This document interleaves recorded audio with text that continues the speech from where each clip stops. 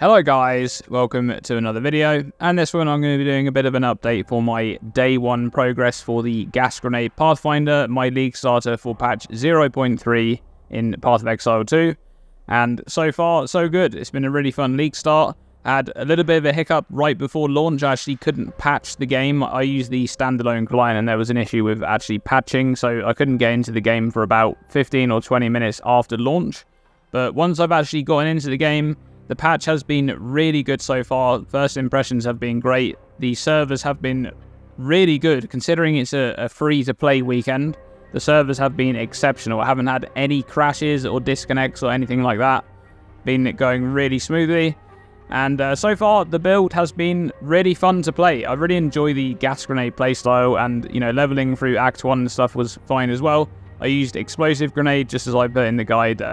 As soon as you get that multi-proj, it's really, really powerful straight away. And then obviously using Contagion, which is great for clear. Everything went smoothly in Act 1 and in Act 2. And I have to say, in Act 1, the moment you actually pick up Gas Grenade and you get Corrosion, and then you get high velocity rounds. Well, that's been a highlight for me so far for this patch. High velocity rounds is incredible. It feels so rewarding to actually break enemy armor and actually use that attack. It deals a huge amount of damage once the target's armor is actually broken. And yeah, high velocity rounds, do not sleep on that skill, especially for leveling with this build, because Gas Grenade is so good for that clearing aspect. But, you know, the difference between using Gas Grenade just as a damage skill and then also just spending one of your support gems on Corrosion and throwing in high velocity rounds for that single target damage, it's like night and day. Really, really big improvement. So that's been great. Been leveling all the way through. I'm currently level 47, I think. I'm in Act 4. And yeah, I've basically made the swap now over to Gas Grenade, but I am still using high velocity rounds because it's actually just that good. It is so good for single target. So yeah, so far so good. And let's take a look at some of the changes to the build that have been imposed by the patch. Obviously there were some tree changes and some support gem changes. So let's actually go over those.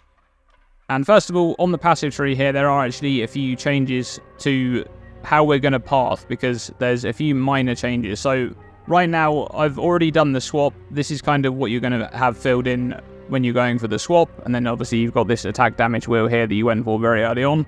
And then the plan was to path all the way up through here and grab this poison wheel, which has now moved. So this wheel used to be 2 points up here. And so we're going to have to spend an extra 2 points pathing down here to actually get to it. And then, in addition to that, there's now an extra notable in this wheel. So this didn't used to exist. Toxic tolerance, immune to poison.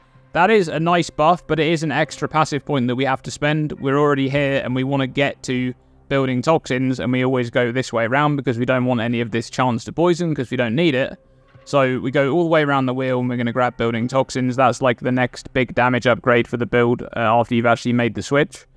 And toxic tolerance is just there and we have to path through it. So nice buff, but it is another point. So that's an extra 3 points that we need to spend in the build compared to the tree that I had previously set up. So the actual full access to the build is going to be slightly later on, because there's not really anything that you can drop at any point in the build, because all these things are very important. For example, there's like this node here, which is 10% poison duration. This is something you could drop and then grab it a bit later on. I haven't got it at the moment, but I do plan to take it at some point. So one of the other things is this wheel here, which is new, concussive attack. This is just attack damage. If you path up the left side here, you don't want this days on hit. You just get a bunch of standard attack damage scaling. I'm going to take this temporarily so that it can kind of help me carry my damage whilst I do this long pathing up here, because even though this is shorter going this way, right, if you go through here and then grab it here, we don't actually want to be pathing through here for the end game setup, so we're going to path all the way up here, then we're going to come down here and we're going to grab it, and then, you know, from here we can path down and grab these projectile damage and this poison stuff, and then obviously we want this later on for our defenses. So that's the tree changes. And then one of the other things that is interesting is all of the support gem changes, and that has actually changed the build up quite a bit as well. So I want to actually discuss some of those support gem changes, and one of the main ones that I want to discuss, obviously other than the name changes, is a new support gem that has combined 2 old support gems together and kind of added another one on top, and it's really, really strong. So there used to be some support gems that would interact with ground surfaces. There was a support gem called Domain, and there was another one as well that I can't remember the name of right now, but essentially Domain, what it would do is it would make it so the ground effects cannot be destroyed, right? So if you're playing Gas Grenade for poison, you don't want to explode the cloud, right? Because you're scaling the poison, you're not scaling the explosion fire damage hit, so you don't want to explode it. Now, you playing normally, you can ensure that you're not going to explode it, right? You can use skills that are not detonators, that's fine. But what happens is when you're actually mapping, you run into monsters that explode it for you. They do it with their own skills, right? They use skills that have detonators, like fire on the ground and things like that, that then light your gas cloud to explode. And that's not what you want. That actually makes mapping really awkward when you come across that, and it means that, in a way, that some gas grenade builds were kind of forced to use that support gem, and that would be a huge damage loss because that was all that support gem was doing. And then there was another support gem which would increase the duration of ground surfaces by 50%, which again was good, but all of these support gems were all quality of life upgrades, and so, you know, they weren't particularly great in terms of scaling your damage. They just made the build feel better, but at the same time, they were a huge damage loss.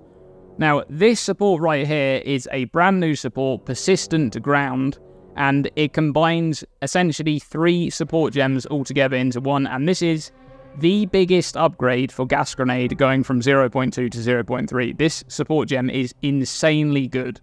So, this support gem is the 2 that I just talked about, rolled together into one, so it increases the duration of ground surfaces by 50%. So that means that, you know, Gas Grenade, the base duration of Gas Grenade, I believe the Poison Cloud is 6 seconds. So this is the base duration is going to be going immediately up to 9 seconds with this 50% increase. So, and this also, you know, it gains radius per second. So it's going to be at that maximum radius scaling for much longer. And it means that it lingers for longer. So this just is a huge quality of life upgrade, just the duration alone. And then Persistence also has that support gem that I discussed, the Domain support, to prevent it from being destroyed. So you can see there the last line, ground surfaces created by supported skills cannot be destroyed except by expiring. So again, that's another huge quality of life upgrade. And then it has another thing on top of it as well.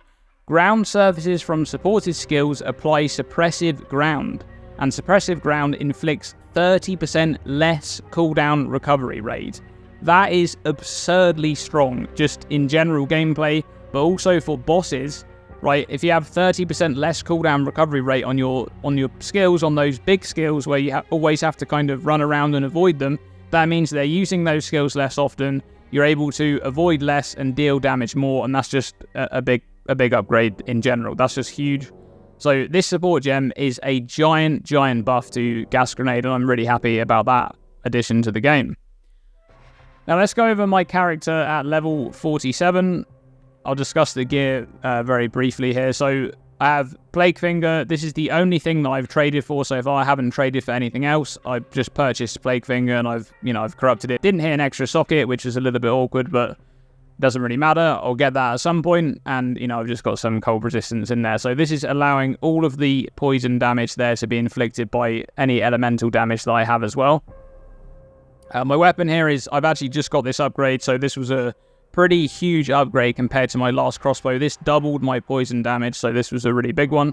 And then I have, this ring is just a little bit of flat damage, some resists. Here's some life and some resist and some rarity. That one's quite nice.